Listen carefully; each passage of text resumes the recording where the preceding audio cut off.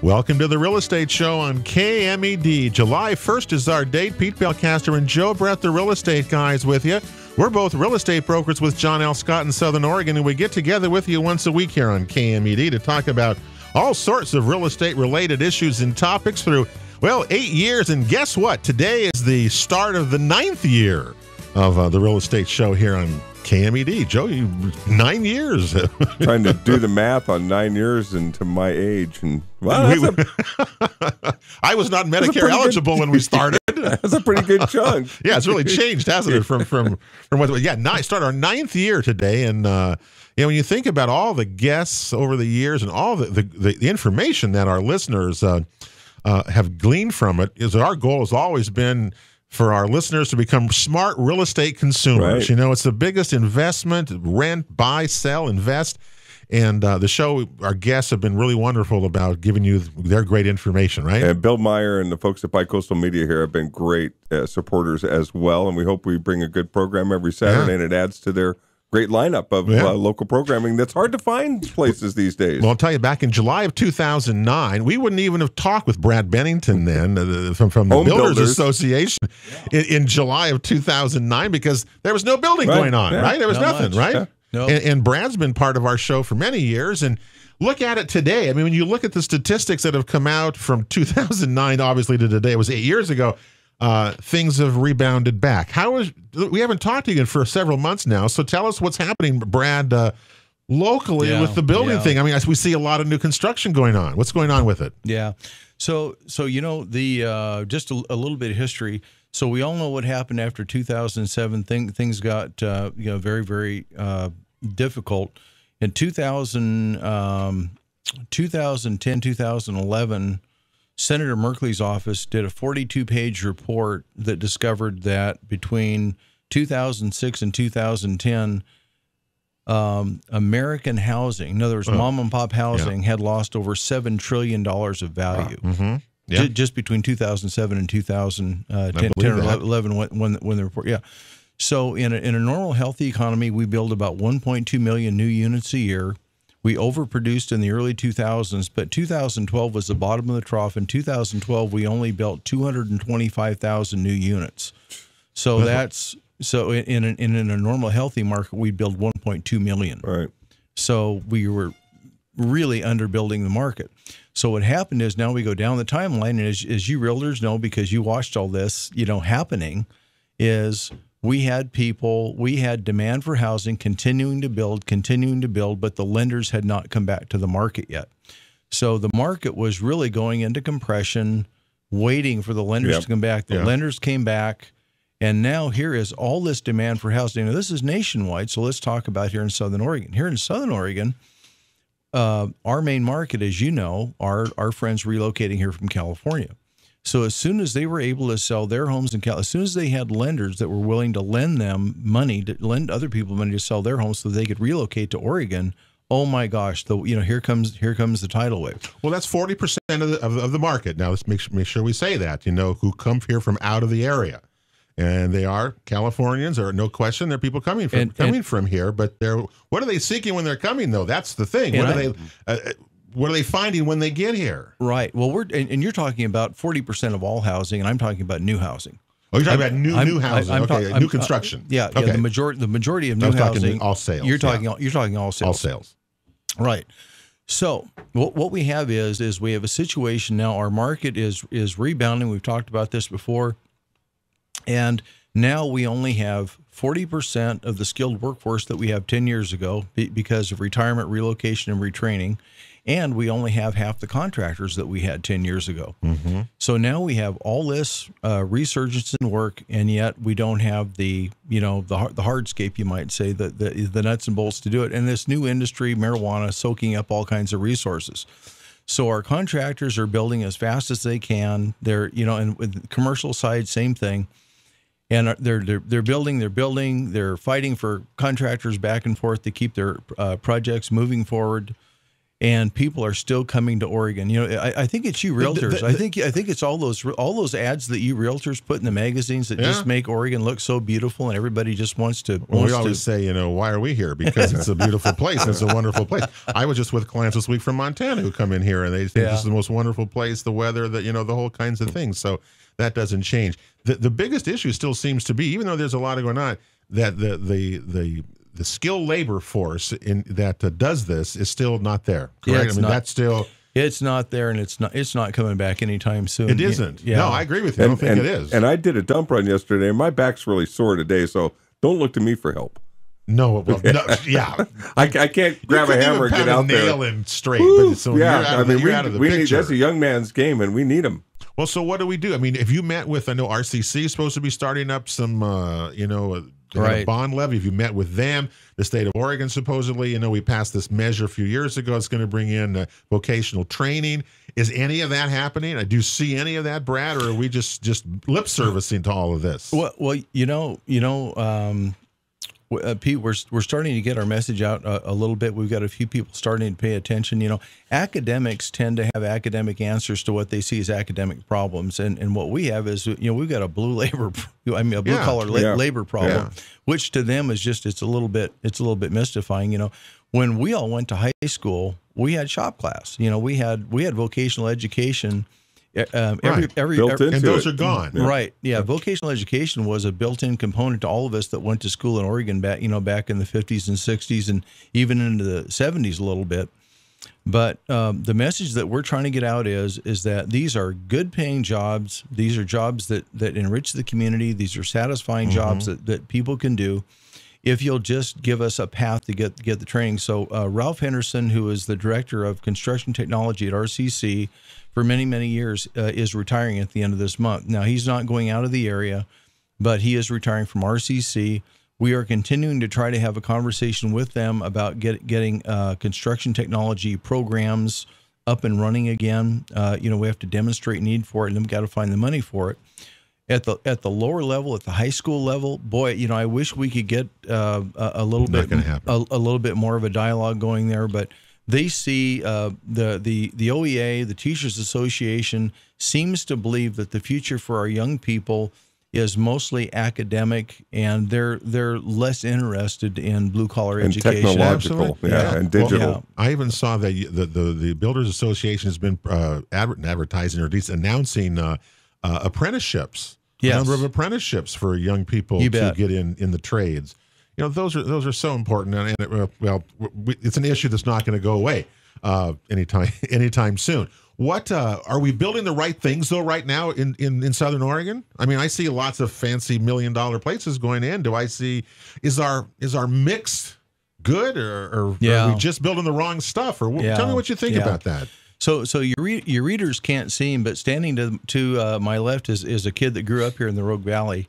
Along with three other of our kids, my son Dan is standing next to me, and he is currently a worker in the medical technology field in Portland. And the reason he left here and went to Portland was one simple reason: he couldn't get one job that would pay him enough money to allow him to support himself here in the Rogue Valley. And that is the story for a lot of our young people. And where that comes into our housing discussion is contractors build for the market, right? So there's a market, people that can afford to pay money or service mortgage debt on whatever type of home that they want to. Getting back to our friends that are relocating from California, people that are retiring typically want a single-family detached home on a moderately sized lot. They do. I admit that. We all do. I mean, everybody does. Yeah. There's what I call the 300,000. So we have some people that say, why don't you build dense housing in downtown Medford? We've got 500,000 square feet of vacant commercial space in downtown Medford. Why can't we convert that into low-cost, high-density housing? And I bring up the $300,000 challenge, which is this: you bring in 100 people from out of town that have never been here before. You show them all around the Rogue Valley, Southern Oregon. Take a couple of days, have somebody really smart like you or Joe show them around. Bring them back to downtown Medford, line all 100 of them up, give each one of them $300,000 and ask them where they want to live. Not one single one of those people is going to say, I want to live in downtown Medford. No, I don't. I wonder about that because, but Brad, you got people who want alternative housing, and that's what's not being fulfilled because not everyone, wants the single detached house as they get older and age and move and change. We move up, right? We move down. We upsize, we right size. Right. And so not everyone wants those things, but we don't have the alternatives downtown to have them. They're not there. That's the problem. The key to making the downtown stuff work is what I think you're talking about, or at least what I'm talking about, is we desperately need transitional housing. Yes. When we were kids, so like when we got married, young kids, you got married, you bought a really affordable, modest home. The first house my wife and I bought was a really old house, mortgage for $25,000. That was our first house. Yeah. And that's the way young people used to do it. You go out there, you'd buy a modest house. Over time, you'd work, you'd get a little bit better job, you'd earn a little bit more money. And then in the meantime, that house would accumulate a little bit of equity. And you'd roll that equity in your next house. And then another young couple would buy the house that you just sold. But that's still happening. Don't you think? It's problematic because the house that my wife and I bought for $25,000 in 1977, now the entry, and you guys maybe the entrance into them. The entrance into them is different. But what's the cheapest house that you're aware of right now in Medford? 3-bedroom, 2-bath house. What's the cheapest house you know of? Couldn't find it under 125, probably something like that. 185,000, say. Yeah. Okay, $185,000, right? And there's not many of those available. No. And Pete, to your point, days on market homes under $250,000. How many months supply do we have of it's 32 days now. The month supply. Month supply. It's well, I got it. Yeah. I guess you the actual figure 0.8. It's not even a month's supply. There aren't those $25,000 mortgage houses Brad's talking about for those people to move into as those people who are in those move on. Correct. We've got a real limited supply of those entry-level homes, and the price for those have risen pretty dramatically in the last 18 months. Look at the people over the months who come in here and are guests on our shows who are involved in those kinds of things, from access. Even the Rogue Valley Association of Realtors are involved, with these kinds of programs, and it's just the types of housing we have the mix is not good. It's not there. It's complex because it's the supply side. Yeah, it's a supply and demand. I agree. It's supply, right? So the availability side is how many properties are out there that we would even call available.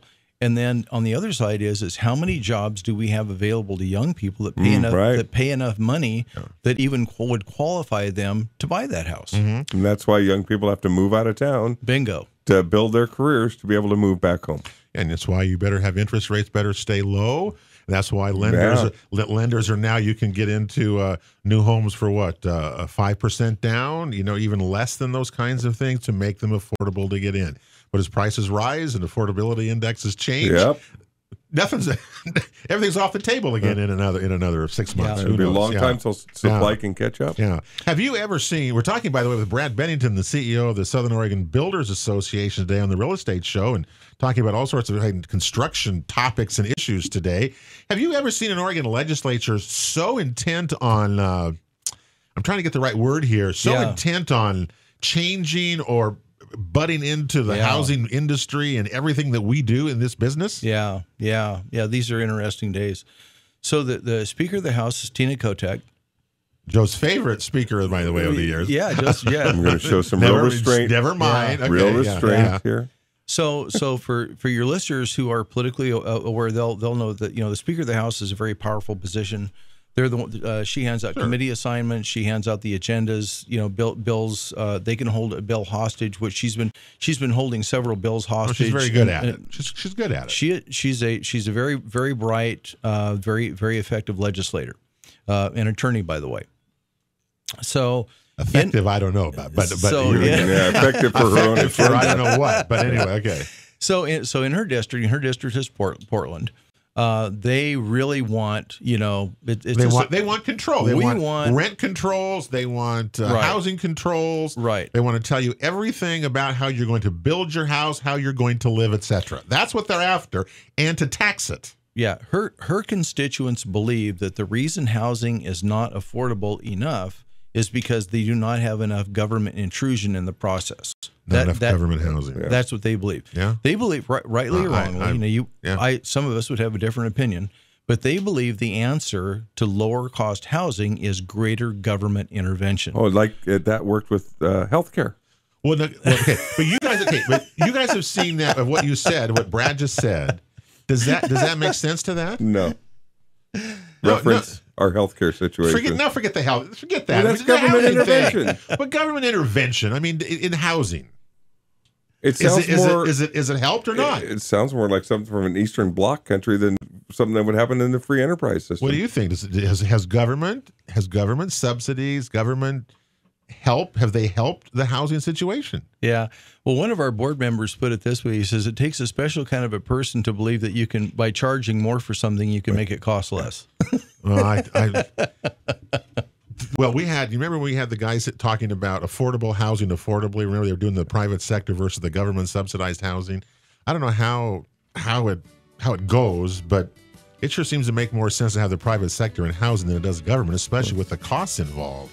I don't know. But the waiting list for these houses, for this alternative housing is enormous. Even in our own valley, we can't even come close to meeting that need. We'll talk more about this on the other side. We got a break coming up. We're coming right back. The Real Estate Show continues here on KMED. We're talking new construction with Brad Bennington. Joe and Pete here are the real estate guys. We're coming right back after this.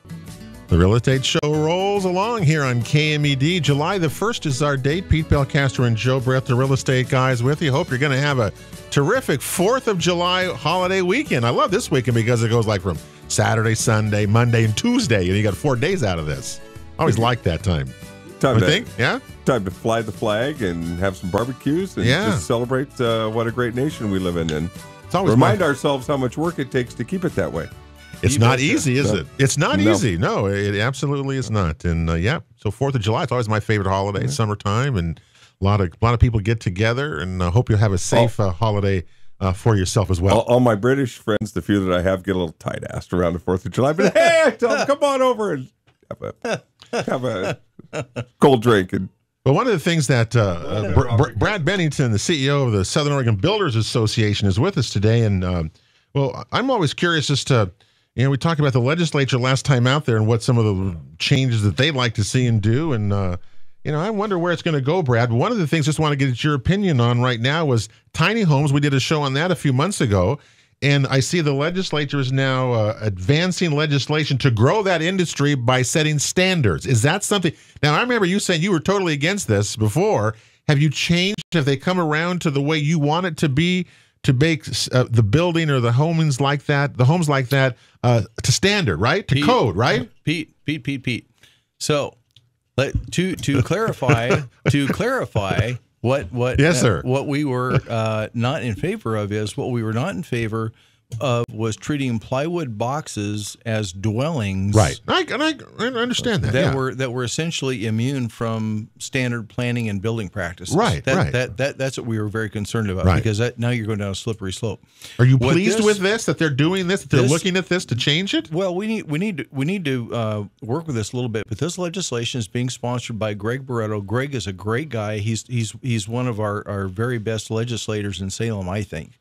And a very business-minded guy. And what Greg is saying is what this bill says, I believe, is let's look at setting some standards so that we have a level playing field for safety and for health. So all the things that we have to do, like all of the insulation, the moisture protection, the layers of sheetrock, all this stuff is for personal safety.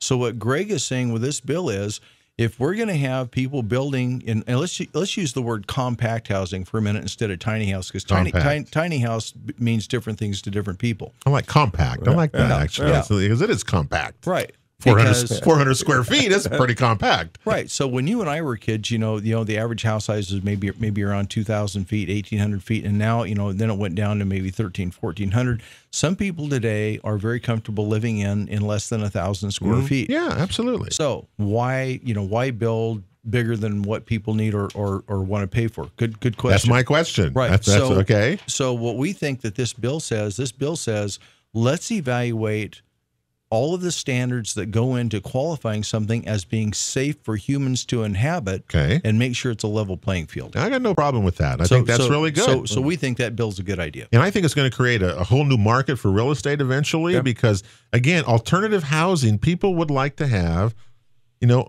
choices. And that's what we don't have in this market. We have no choices. And we also don't have a lot of buildable lands that we can just go out, even if we had the workforce and had the wherewithal. There's not an overwhelming amount of land available as our expanding populations take it up. All right, both of you are on planning commissions. You guys go to these meetings. You know what's going on. Do we have more coming? Do we have more land going to be developed here within the urban growth boundaries, or are we at the limit now? Yeah. So what? Yes? No? What? Okay. Well, so let's just make a couple of different divisions. So the first division is people moving to the Rogue Valley and growing that way, right? Because what we're talking about is managing growth. If nobody moved in or moved out, if growth was static, like right now we got about 80,000 people in Medford. If that never changed, it wouldn't be a problem, would it? It wouldn't. 80,000 people. No, you'd still be okay. Whatever. Okay. Yeah. But the reality is Oregon is growing and Southern Oregon is really growing, right? That's the deal. So we have our friends that are moving in. You said it was 40% of all housing. I think it's probably close to 80% of all new housing. But they want single family detached homes of a certain size on a lot. And there's a market for that. Right. No, it's okay. And so that's a market. Now, the other part of the market that is really important to me and a lot of other people is housing that our young people can afford when they get out of either high school or college, so that they don't have to spend the rest of their life living with mom and dad. Well, they're not going to afford $300,000-$400,000 homes to start with. Let's face it, it's not going to happen. And this is where I think we could have a partnership, which we talked about. Rob Justice with his nonprofit. There, I think we can have not necessarily government-funded, government-provided housing, but maybe we can have some affordable housing where the government defers the SDC fees. Maybe it streamlines the process. Maybe it removes some of the parking restrictions. For instance, a lot of young kids nowadays don't even have automobiles. So maybe we don't need to provide quite as much parking. Parking is a big deal when it comes to doing a subdivision. So maybe we can take some of this surplus land that we have in downtown Medford, maybe we can reconfigure it, maybe we can use it wisely, and insteud of, I don't know if I want to bring this up. I'm not going to bring it up. Well, so there was recently a downtown housing project was built that was kind of expensive, we thought. But let's just say that you can do it for $90,000 a door, and let's say that we can use some of the surplus land downtown, and let's say that we can revitalize the downtown Medford core. Now we've got a win-win-win for everybody. Now we've got affordable housing for our young people. We've got to revitalize downtown. But why is that so hard to do? I mean, we've heard people say that. And it works when people cooperate together, when local governments cooperate with the private sector, it works. Why don't we do any of that here? We don't seem to do any of that. We have a lot of cultural inertia that we have to overcome to make this happen. I don't know what that means, but I mean, it just seems that the governments just give lip service to this whole issue of housing, and nothing ever changes from it. That's my thing. This is the way that we've always done it, and we're going to continue doing it that way until we get an input of great enough magnitude to make us do it a different way. Or let's beat our head against the wall until it comes off, and then we'll maybe change it. I don't know, but just from all the shows that we've done, and the alternative housing issues are so great, and yet it doesn't seem to change very much. And when it does change, if it's government subsidized, it doesn't really help anything. That dynamic is going to force our hand eventually. Even the UGB expansion for the city of Medford that has just passed the county hurdles and given its blessing to that. Those properties, those subdivisions, and they're all pretty much planned and are going to be maybe just adequate to meet the need for 20 years to come. Yeah. It's going to be a really razor thin line there as to whether or not we're even keeping pace. Bringing all these new lands in 20 years' time, we'll have well exhausted them for development. Yeah, absolutely. Here's another thing for you, Brad. Yeah. I was at a class recently outside of Ashland. There was a new home built by local guys. It's a net zero home, net energy home. Okay. Yeah. What is that, Pete? It means it produces enough electricity to where enough power to run itself and to sell it, and to where you basically have no bills there. Okay, interesting part of this thing is that I heard during the course of the discussion of this class was that in California, these types of homes is required for all new construction beginning in 2020, in 2030 in Washington State, but Oregon does not have that standard. I'm surprised at that, but you think it's coming as well. Do you like that? That every home and commercial building, by the way, it's not just residential, commercial buildings too. Everything has to be built to that net zero standard. Yeah. What do you think of that? Right. So let's talk about that in a minute. So everyone knows that that we have a structural code, right? You can't just build anything. We've got a structural code. A lot of people don't know that we have specialty codes, and that includes an energy code. There's actually an energy code that you have to build to.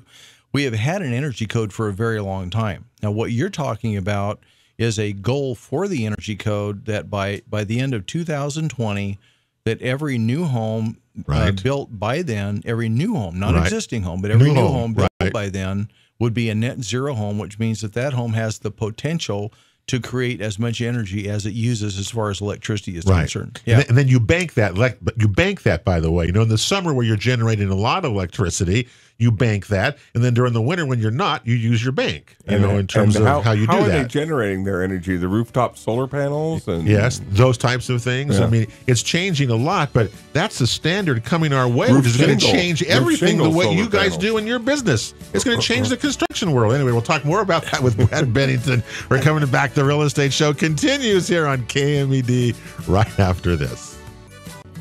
Real Estate Show continues here on KMED. July the 1st is our date. Pete Belcastro and Joe Brett, the Real Estate Guys, with you. Don't forget, you can check out all of our past shows at realestateshowOregon.com anytime. They're all there. Terrific shows and some good ones in the future coming up, too, by the way, Joe, including, the head of the OLCC's recreational marijuana division is going to be visiting with us. A program on Earth Advantage. What's going on with that? Lots of good things coming this summer. The sheriff, we're going to get Sheriff Nate Sickler to join us, run around Labor Day like we usually do, and get his take on marijuana and real estate and all those kind of things. Did you notice the story this week in the Mail Tribune? It's just, speaking of that, I'm good. Brad Bennington, by the way, is our guest today, and I'm curious as to what you think of this. You're seeing Colorado where they busted a big ring of illegal marijuana being sold illegally, black market, to other states. Hey, geez, surprise there. Anyway, I don't know. That's just the way it is, and I was surprised by that. And what the hell's going to go on here? Shocking.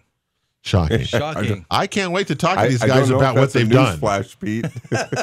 Colorado's probably exported a lot of agriculture in that respect. Well, what do you think? What do you think is going on around here? I think there'll probably be a big glut. Do you think all that's being grown? Yeah. Do you think all that these 450 recreational grows in Jackson and Josephine County, that's all being consumed here in this state? Come on. If anybody is, they're crazy. And this what just bothers me about the state and this lax thing with this. I just don't get it. People didn't vote for it, and they're up in arms from Williams on all the way everywhere now. Yeah. If you see some of this stuff. The commissioners are hearing about it at their weekly meetings. We have people coming in every week that are really distressed and really have legitimate concerns about the quality of their living conditions. And can I give Brad a kudo? Yeah. I just don't know why the commissioners would approve this huge solar panel farm out on Ross Amley Drive on farmland. I just don't know why they do that. You voted against it. I did. Good for you. Yeah. Good for you. So my policy on this is I let the county commissioners know what my opinion was on it, and the commissioners made their judgment. And my personal policy is once they have made their opinion known, I will not conflict their opinion on this particular on this. In other words, so they ruled the way they ruled. I disagreed with it, and I'm going to leave that. But I do want to say this about these solar arrays.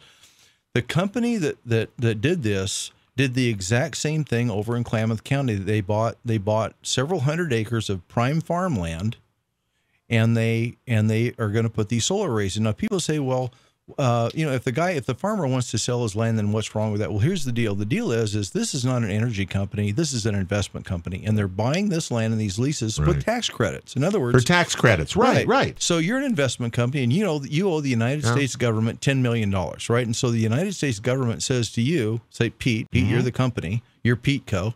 So Pete, you know what? you're a nice guy. We like you. Instead of paying us the $10 million that you owe us, why don't you go buy $10 million of farmland and put solar panels all over it, and we'll call it good, right? So option A, you write the government a check for $10 million, or option B, you go buy $10 million of American farmland and expand your portfolio greatly. It will subsidize you, and you make it. Right. And they say, well, we're selling it at market value. Well, yes, but that's only because it's baked in the cake once it's bought. See, right now you're paying around maybe 14 and a half cents a kilowatt. But if all of the power, the more of these solar arrays that we build, the higher the cost is going to go. Every one of these that we build, it's going to raise the cost because it all gets baked into the cake, and everybody's rates go up. Mm-hmm. That's interesting. Isn't That's it? Counterintuitive. Well, we should have more energy by the more panels we develop. Now, I'm in favor of solar panels where they make sense, and to me, they make sense on top of every building that's already built. If you have a building that's already built, you already have a roof, you already have a horizontal or modified surface, put solar panels there. But when you take it's coming to new construction too, so it's coming everywhere. But now. anyway, but taking the best farmland on the entire planet and putting solar panels on it, I don't think the long-term success of that is very good. How that's even possible is beyond me, and I just don't understand it. It took hours of testimony. I know you were there. There was some really legit with the power substation. In close proximity was one of the key issues that allowed them to pursue that. I know, but we're going to put every home's going to produce their own electricity beginning in 2020. How many of these things are we going to need? And they certainly don't need to put them on prime farmland and the Rogue Valley that everyone cares with that. I mean, I just don't understand that. I think the commissioners ought to be ashamed of themselves for doing that. I think we've got great commissioners. I disagree this time. I think next time they have another look at one of these, they may come to a different conclusion. We'll see. Mm-hmm. Also this week, by the way, the Southern Oregon Land Conservancy took possession this week of the Rogue River Preserve. You know, the big farm, the big ranch that was up there on the Rogue River that was bought with the community support, and it is now in public hands, and it's going to be preserved for everyone in the future. I can't wait to go. I'd love to go out and take a hike around there and see it. Absolutely, because that's pretty cool place. If we'd have lost that, we'd have never got it back in the condition it's in. That's like losing farmland to solar panels. Yeah. Believe me, in 50 years, you're not going to get that farmland back. I don't care what anybody says. Anyway. This is what I'm talking about. Real estate. There's never something not to talk about. Right. I mean, it just never ends. Anyway.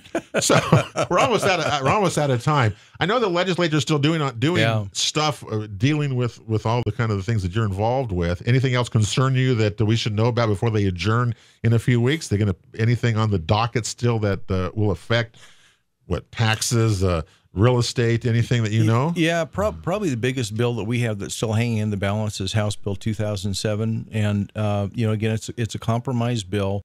But what this bill does is it gives some tools to communities and to developers that allow them to do some densification in a more certain way. In other words, developers we're the guys that write these gigantic checks for SDCs and all the rest of it. And at the end of it, we want to know that we've got the ability to do what we want to do so that we have a sellable product that we can create for the community. And unless you've been in this business, especially in some of these really metro dense areas, it talk about convoluted, difficult, hard going into some of these areas and doing development. So 2007 is going to help with that. We hope it goes through. Okay. Well, they adjourn on July the 10th, so that's 9 days from now. So I also do. We've got some people that have really done heavy lifting. Mike McLean, Sal Esquivel, Tim Canope, Newt Bueller, Kim Thatcher. We got some people that have done some really. Our team has worked really hard this session. And we hope to have Sal come and visit with us when he's back here from Salem. And Alan DeBoer has done an amazing job as a freshman senator. And I can't wait to hear from Alan. I know when he went up there, some good luck, and I can't wait to talk to you when you get back and see what your experience was like, what it was, what you thought it was going to be, and the whole experience of that. We need some of that southern end of the state voice of reason to lend the balance to the discussion. Hey, that'll do it for the Real Estate Show. Brad Bennington, CEO of the Builders Association, thank you so much. We'll talk to you soon. Thank you. That'll do it for Pete and Joe here today. Have a great 4th of July weekend, everybody. We'll talk to you next Saturday right here on KMED. In the meantime, God bless you all. You've been listening to The Real Estate Show on KMED Radio, presented by the Rogue Valley Association of Realtors, along with John L. Scott Real Estate of Southern Oregon and Bank 34 Mortgage. For guest contact information, download our free app, or to watch a past show, visit us online at realestateshoworegon.com. This show is produced by Table Rock Productions. Join us again next weekend for Southern Oregon's one and only Real Estate Show on KMED. And thank you for making the Real Estate Show part of your weekend.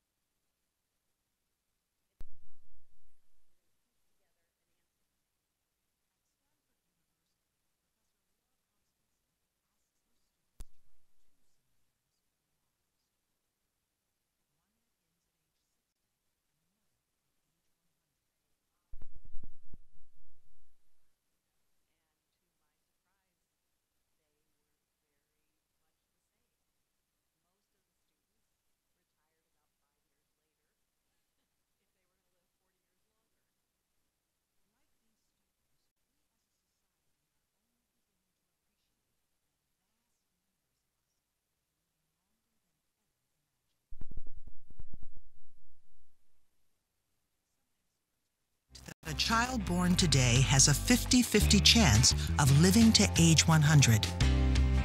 Greater longevity will be the new norm.